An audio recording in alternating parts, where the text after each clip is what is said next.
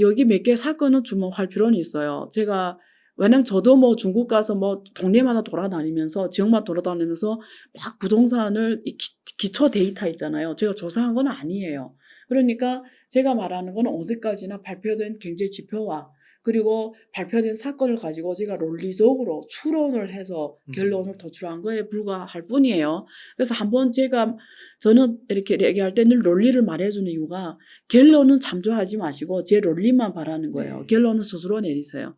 그래서 일단은 제가 봤을 때는 큰 사건은 우리가 주목할 필요는 있다. 하나는 아까 헝다는 지금 몇 년간에 이렇게 버티고 있다가 버틴 것처럼 보였죠.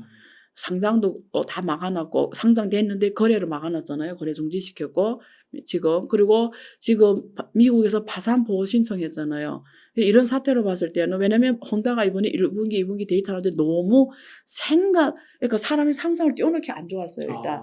근데 삐거웬도 그랬어요. 삐거웬도 매출이 상상 이상으로 안 좋았어요. 그래서 그거 봐서는 확실한 건 있어요. 부동산이 정말 안 좋구나.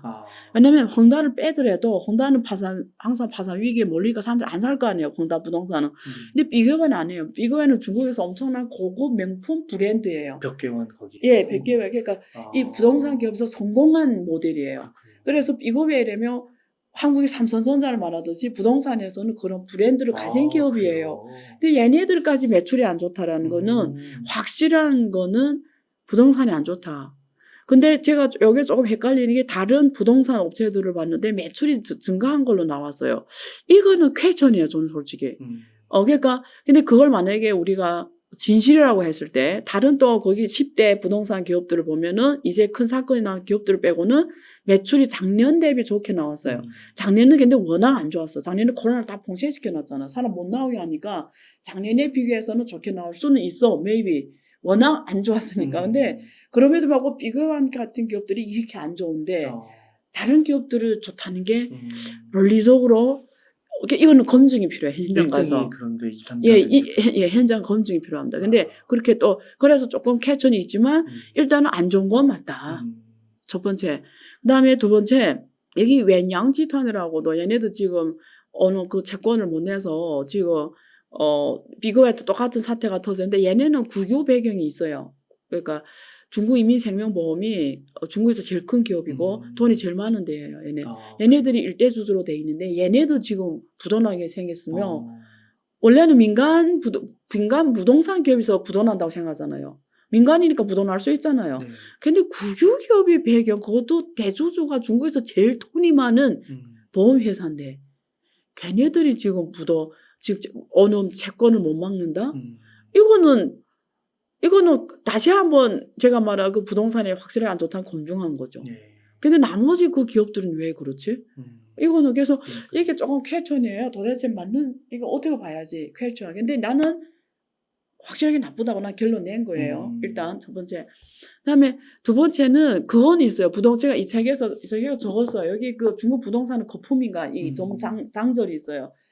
제가 우리가 뭐 PIR, 뭐 인컴 대비, 나의 소득 대비 부동산 가격 비율을 봐요.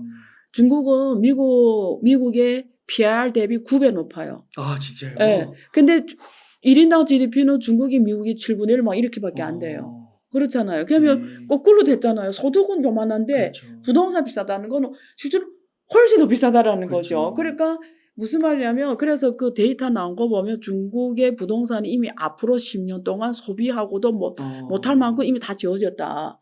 그 말은 뭐냐면 중국은 10년을 땡겼었기 때문에 그 부동산이 너무 올라갔기 때문에 이제는 앞으로 10년은 갚을 일만 남았다. 왜냐면 땡겼었다는 게 뭐예요? 부채를 일으켜서 미리 썼다라는 거잖아요. 네. 예를 들면 내가 안유하는 사람이 지금 1년 소득이 있어요. 근데 나는 내 소득에 맞게 내 지출을 해요. 근데 난 되게 사치주의자야. 나는 돈을 1년에 예를 들면 내가 1년에 돈을 5천만 밖에 못 버는데 내 1년에 돈을 5억씩 써.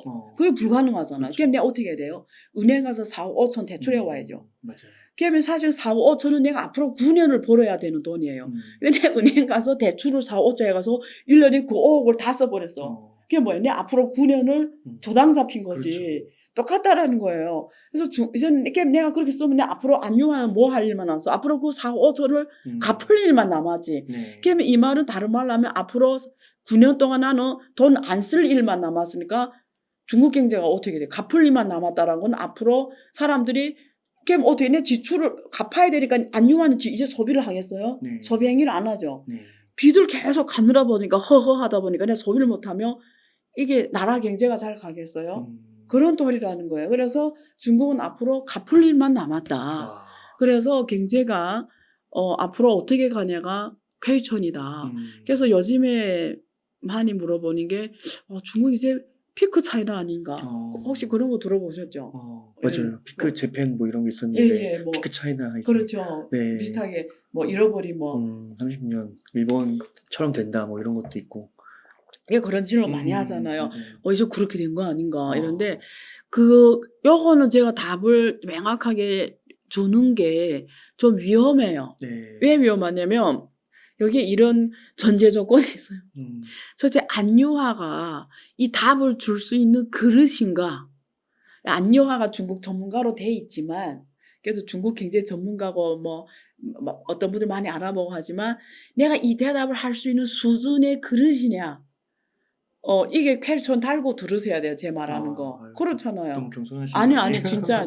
왜냐면 네. 내가 내 때문에 세상을 보는 눈이 비뚤어지면 안 되니까 조심스럽다라는 거예요. 네. 그다음에 두 번째, 중국은 세계 그 어떤 나라보다 상황이 달라요. 중국 같은 나라가 없어요. 그쵸. 그래서 옛날에 다른 나라 사례로 중국을 판단하기에는 좀 오만한 행위다. 중국이 뭐 어떤 나라예요? 이렇게 할 수도 있는데 중국은 31개 성시가 일단 있어요. 그리고 한 개 성시가 규모가 한국보다 다 더 커요. 네. 그다음에 인구도 다 한국보다 많아. 그다음에 한국 같은 나라가 더 큰 나라가 31개 있다고 보면 돼요. 일단 이런 결국 민족이 심지어 다 달라. 중국은 한족 빼고 한족이 본토 민족이라고 하잖아요. 한족까지 하면 56개 민족이 있어요. 네. 다 다른 민족이 다 다른 지역에서 살아요. 네. 그러면 확실히 다른 나라 31개 나라가 있다고 보면 되는 거예요. 그러니까 무슨 말이죠? 상황이 너무 다른 나라들이 뭉쳐서 사는 연합국의 형태 비슷하게 이렇게 되는데 그래서 이게 누가 그러니까 그 어떤 나라보다 복잡한 상황을 네. 어떤 단답형으로 준다라는 자체가 그쵸. 오만한 행위고 무리라는 거예요. 이 두 개의 컨선이 있다. 근데 저는 경제학적으로 풀면 네. 경제학적으로 풀면 답을 어디서 찾아야 되냐? 도화선은 줄 수 있다. 도화선 어떤 고리를 그러면 아까 말했잖아요. 부동산이 주축이 돼서 GDP를 만들어 왔는데 부동산이 갚을 일만 남았고 이제 무너질 일만 남았는데 자 그러면 우리가 사람이 척추가 무너지면 어떻게 사람 무너지잖아요. 그것이 중국의 척추가 무너지는데 중국 경제가 갈 수 있냐? 그러면 이럴 때 무슨 일? 우리가 보통 척추 무너지면 병원에 가 수술을 하잖아요. 네. 뭔가를 척추를 받쳐주는 그렇죠. 수술을 하잖아요. 네. 그것처럼 중국 경제가 부동산이 무너질 때 뭔가 받쳐주는 게 와줘야 되는 거예요. 그게 중국 정부가 그래서 취하는 지금 현재 정책이 뭐냐면 그거예요. 부동산은 와르르 무너지면 안 되는 거예요. 이걸 전문용어로 부동산 경착륙하면 안 되는 거예요. 그래서 중국 정부가 지금 나오는 그 정치국 회의 이런 정책들 보면 부동산이 절대 경착륙하면 안 돼요. 중국 정부가 쓰는 표현은 시스템 리스크입니다. 시스템 리스크 무조건 막아라. 시스템 리스크. 예, 무조건 막아라. 이게 다른 나라에서만 정말 금융위기 같은 일이 터지면 안 된다라는 거예요. 거기에다 모든 총력전을 기울입니다. 그래서 일단은 그거예요. 두 번째, 자, 근데 주도산을 못 가는 거는 중국 정부가 그 누구보다도 알아. 이제 이 시대는 끝났다라는 거. 부동산으로 돈 버는 시대는 끝났다라는 걸 중국 정부가 누구보다도 알아. 근데 이걸로 중국 정부 먹고 살아왔어. 그럼 어떡해? 네. 그러면 중국 정부 빨리 새로운 대표 선수를 뽑아야 되는 거예요. 그래서 지금 이번에 가보니까 중국 금융은 주로 은행을 통해 금융을 공급하잖아요. 그러니까 은행들한테 빨리 첨단 산업에 빨리 지금 먹고 살 수 있도록 만들어줘라. AI 막 반도체 이런 쪽으로. AI 총력전, AI 반도체 2차전, 지금 배터리, 에너지자, 자율주행 자동차, 아까 말하는 신재생 에너지, 친환경, 특히 자동차 산업 이런 것들에 그냥 돈이 그냥 원래는 은행이 갑이잖아요. 네. 근데 이제는 이런 쪽이 있는 갑이 기업이에요.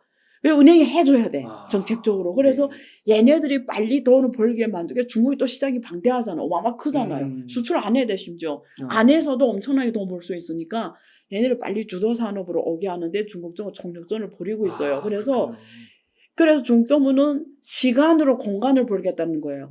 얘네는 천천히 무너지게 하고 그 사이를 빨리빨리 이렇게 산업이 받쳐주면서 중국 기둥을, 경제가 맞아요. 새로운 탄탄한 새로운 기둥으로 또 한 번에 이 큰 성장을 그리겠다라는 거죠. 네. 일단 그림은 이렇게 돼 있다는 거죠. 아. 자, 여기에 대해서 안료화가 된다, 안 된다라는 의미는 없어요. 근데 일단 이 노력을 하고 있는 게 중국의 지금 모든 정책 아젠다예요. 예. 그렇군요. 그래서 저는 승부는 올해 하반기와 내년 상반기에 대충 저는 맥락을 이길 수, 좀 더 지켜보면 읽을 수 있을 것 같아요. 이게 네. 어느 정도 먹히냐. 네. 그래서 지금 중국 경제에서, 중국 미래에서 가장 중요한 시점에 왔다. 비트코인은 없어지지 않을까요? 네, 그래서 가상자산 문제는 가상화폐, 가상자산, 메타버스 여기 메타버스 다뤘어요. 한 장절로 도파민 경제라고 이제는 물질적 욕망 시대보다 도파민 경제다. 저는 개인적으로 정말 꼭 다른 거 몰라도 이건 읽기를 추천드려요. 저는 가장 자신 있게 쓴 거예요. 솔직히 말해서 많은 데서 다루고 있어요. 이 가상자산, 가상화폐 네. 근데 또 많은 전문가 나와서 다루고 있는데 정말 본질을 말할 수 있는 사람은 정말 적어요. 네. 근데 미래를 읽으려면 전망하려면 본질을 알아야 돼요. 네. 비트코인 도대체 비트코인이라는 이 현상이 나온 본질이 뭐냐. 이더리움은 그게 뭐야 또. 요거 알지 않고 자, 뭐 교수님 그 코인이 갈 수 있을까요? 그거 어떤 월드 코인 뭐 이런 막 교수님 막 나오는 게 많거든요. 이렇게 물어보면 안 돼요. 네. 본질을 알고 논리를 가지고 자기가 판단해야 돼요. 근데 제가 다 말할 수는 없는데 비트코인 하나만 말할게요. 네. 비트코인, 이더리움 일단 완전 다른 코인이에요. 둘이 설계 자체가 지향하는 거 처음부터 달랐다. 태생부터. 근데 이 비트코인은 P2P로서 무슨 말이냐면 그 화폐예요. 사실 지향하는 게 비트코인은 화폐로 나온 거예요. 그래서 제가 비트코인 가격은 가격이 아니다. 환율이다. 이렇게 말한 거예요. 처음 들어봤죠? 네. 네. 사람들이 예를 들면 1달러 대비 원화 환율, 네. 원화 환율 얼마 지금? 1,300인가? 1320원. 예, 1,320원이잖아요. 네. 그러면 1달러로 안료화 갖고 오면 우리 대표님이 저한테 1,320원화를 줄 거 아니에요. 네. 그러면 지금 1코인을 갖고 오면 네. 원화로 저한테 3,500만 원 줘야 돼요. 그럼 사람들 그냥 지금 요즘에는 3,500만 가격으로만 있어야지 그게 환율이에요. 그러네요. 1,320원 환율이잖아요.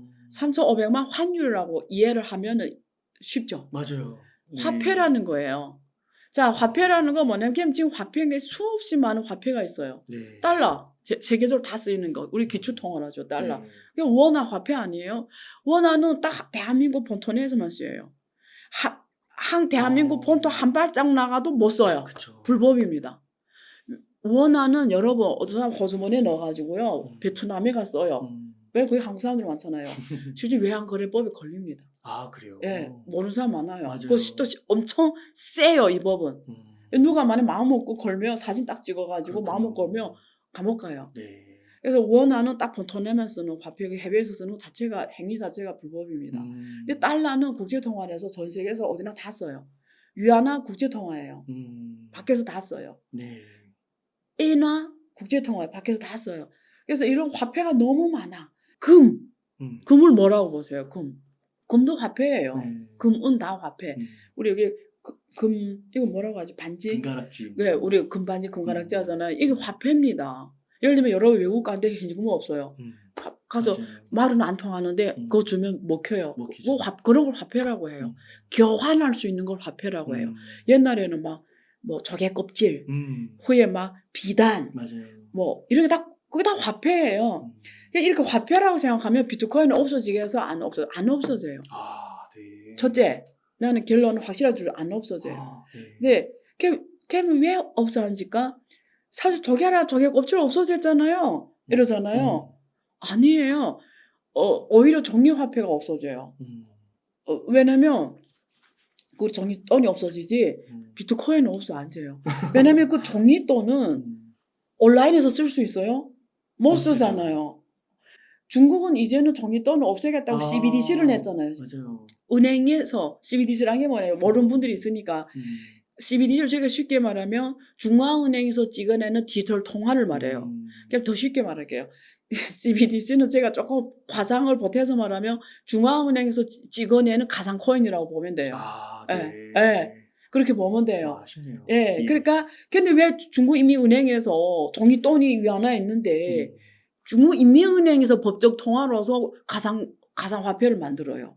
왜 그거 만들까? 앞에서 제가 말한 것처럼 미래는 디지털 사회인 거예요. 미래는 다 이렇게 와.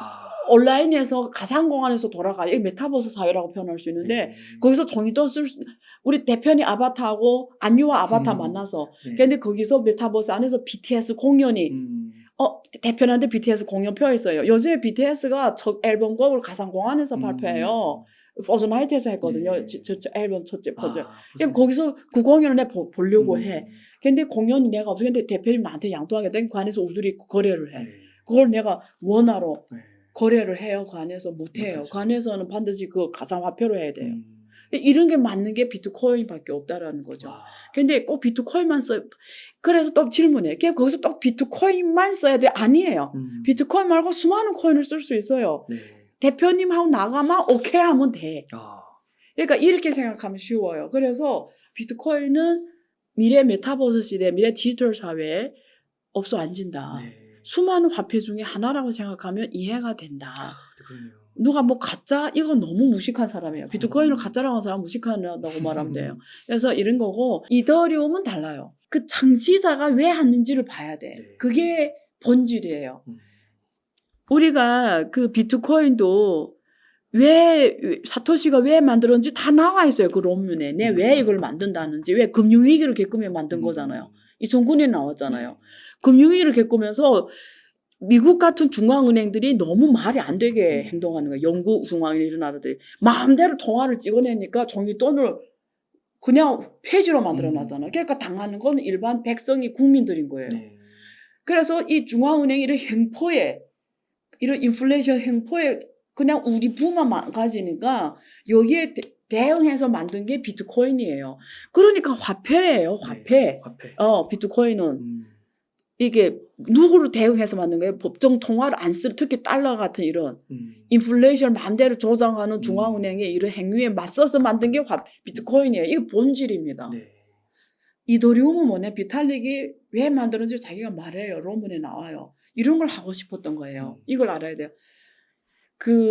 예를 들면 저기 자동차, 중고 자동차가 있어요. 그게 대표님 중고 자동차예요. 안유화가 그 중고 자동차를 사고 싶어요. 그래서 지금은 그 중고 자동차를 사려면 우리가 그 중고 사이트에 가서 네. 중개기관을 통해서 사요. 그렇죠. 내가 왜 중개기관을 통해서 중고차를 살 수밖에 없냐면 나는 전문가가 아니기 때문에 이 중고차가 뭐 사고 났는지 누가 범죄자가 탔는지 이런 걸 내가 알 수가 없어. 그렇죠. 그래 중개기관이 통해서 함으로써 중개기관이 그 리스크 해지 역할 다 해주는 거예요. 맞아요. 그래서 우리가 중개기관이 수수료를 주고 이렇게 하는 거예요. 근데 비탈릭은 이런 걸 없애고 싶었어요. 그러니까 이런 정보 비대칭도 없애면서 중개기관이 수수료도 안 주면서 P2P로 우리들이 직접 결제하는 이런 거래를 만들고 이런 스마트 계약이라고 해요. 스마트 계약을 만들고 싶었어요. 그게 뭐냐면 이런 거예요. 자, 우리가 부동산을 예를 들면 부동산 중개기관을 통하잖아요. 근데 우리 부동산 중개기관에 가면 우리가 딱 들어갔을 때 거기 사장이 그걸 떼주잖아요. 부동산 등기부등본. 그냥 거기 보면 이 첫 번째 지어질 때부터 누가 분양받았고 그다음에 누가 사갔고 그다음에 누가 사갔고 지금 이게 누구 거고 이게 다 나오잖아요. 맞아요. 그러면 이게 이더리움은 그런 걸 만들고 싶었던 거예요. 어떻게 하냐면 이게 분산 원장으로 이 부동산의 과거 이제 이 거래 기록이 다 들어가 있는 거예요. 그러니까 이더리움 생태계에 이게 우리가 디앱이라고 해서 분산 원장 기록으로 해서 이 부동산의 과거 이게 다 있는 거예요. 등기등호 같은 게. 아까 자동차도 똑같아요. 누가 첫 차 출시한 걸 샀고 이게 사고 났는지 안 났는지 그게 다 데이터가 들어오게 해서 굳이 중개기관이 검증해도 기록으로 이게 다 분산원장으로 다 기록되어 있는 거예요. 블록체인으로. 그러면 우리 둘이 조건 예를 들면 내가 최 대표님하고 사겠다. 이렇게 우리 둘이 서로 의사가 됐잖아요. 그러면 그 노드들이 이더리움 생태계에 있는 그 채굴자들이 검증해서 어떻게 하냐면 이 중개 자동차가 확실하게 대표님 건지 그럼 어떻게 알아? 과거 그걸 분사 원자 보고 다 확인해. 그럼 수십 명의 노드들이 막 동시에 확인해. 그게 다 예스래. 오케이, 이건 확실히 대표님 거다. 여기 검증이 됐어요. 그걸 그 노드들이 다 해주는 거예요. 네. 그 인터넷 들어온 그 사람들이. 뒤집으려면 다 바꿔야 되는 예. 그러니까 그게 가짜일 수가 없는 거야. 그렇죠. 자, 그 다음에 안유화가 사겠대. 그게 가격이 20,000달러야. 그러면 또 노드들이 안유화 계좌에 지갑에 20,000달러를 있는지 다 검증해 주는 거죠. 그렇군요. 그래서 검증했더니 또 내 과거 거래 기록이 다 있잖아요. 확실하게 안유화 지갑에 20,000달러 있어. 오케이 해주는 거지. 이것도 조작 불가능해. 그러면 예스가 성립이 돼서 안유화는 20,000달러 지불할 자격이 돼. 예스. 자동차는 확실하게 대표님 거야. 예스. 거래 성사돼. 그게 스마트 계약이에요. 그래 딱 이루어지면 중개기관이 없이 딱 거래 이루어진 다음에 나한테 그 키가 와. 파스워드 키가. 그럼 내가 그 키 딱 누르면 자동차가 삥 열리면서 내가 운전하고 가면 돼요. 우리들이 안 만나도 돼. 빵 누르면 자동차를 정해진 장소에 가서 운전해 가면 돼요. 네. 예를 들면 이런 세상을 비탈리게 만들고 싶어서 이더리움 생태계를 만든 거예요. 그래서 이더리움을 우리가 블록체인 2.0이라고 하는데 이게 얘는 화폐가 아니에요. 얘는 스마트 계약이에요. 그래서 스마트 계약이라는 건 뭐냐면 안드로이드 시스템이에요. 이게 제가 삼성폰을 쓰는데 안드로이드 시스템이 여기 설치되어 있잖아요. 그러면 안드로이드 시스템이 여기 안장되어 있기 때문에 내가 쓸 수 있잖아요. 그러면 내 핸드폰에 여기 앱이 엄청 많이 깔렸어요. 그렇죠. 내가 왜 앱을 이렇게 많이 깔아놨겠어요? 다 기능이 다 다르잖아요. 그렇죠. 그러면 스마트 계약이라는 게 여기에 이 앱이라고 보면 돼요. 그래서 비탈리 하고 싶었던 게 스마트폰에 안드로이드 시스템 만들고 싶었던 거예요. 그래서 이 앱을 누가 개발해요? 수많은 기업들이 개발하잖아요. 네. 그래서 비탈리가 하고 싶었던 거는 자기 안드로이드 시스템 플랫폼을 공급하고 수많은 사람들이 창업을 해서 수많은 앱을 개발해서 그게 D앱이라고 해요. 네. 그러면 각자가 D앱을 개발한 사람 다 창업자인 거야. 그럼 그 사람들이 다 부자가 되는 거예요. 네. 그러면 쓰는 사람도 기능이 우리 앱을 다운받아 쓰는 것처럼 별의별 거 다 할 수 있는 거야, 이더리움에서. 네. 그래서 쓰는 사람도 좋은 거예요. 이더리움 생태계에 들어와서 이더리움으로 결제하고 사용자들도 다 할 수 있는 거야, 뭐든지. 네. 아까 부동산 거래도 할 수 있고, 중고 거래, 중개 자동차 거래도 할 수 있고, 뭐, 아파트 거 다 되는 거예요. 네. 그러니까 이게 비탈리게 하고 싶었던 거예요. 그래서 이더리움의 본질은 여기에 있습니다. 이더리움 갈까? 비트코인은 제가 앞에서 결론 말했죠. 네. 자, 이더리움을 갈까? 답이 나와 있어요. 이더리움 뭘 만들고 싶다고 했다죠? 안드로이드 시스템 만들었다고 했잖아요. 그럼 아까 이더리움이 계속 갈까요? 이 질문은 제가 안드로이드가 계속 갈까요? 똑같다는 얘기를 한 거예요. 그럼 여러분께 질문해봐. 안드로이드 계속 갈까요? 그 답이 여러분 할 수 있어요. 이 답은. 사람들 계속 안드로이드 쓰면 계속 안드로이드 가는 거예요. 그렇죠. 근데 어느 날 안드로이드 더 좋은 시스템이 맞아요. 나와서 앱스토어가 나오고. 안드로이드는 구글 거잖아요. 도저 게임은 안드로이드 안 가는 거지. 게임 여기에서 개발했던 D앱, 거기서 발행했던 가상화폐 다 어떻게 돼요? 죽는 거지. 게임 여기에 지금 내 설치된, 앞으로 나도 안드로이드 안 쓰면 내 설치한 이 앱 회사들이 다 죽는 거죠. 여기에 그 D앱에서 발행한 가상화폐는 다 죽는 거죠. 그러면 이거는 결론은 걔 스스로 내라는 거야.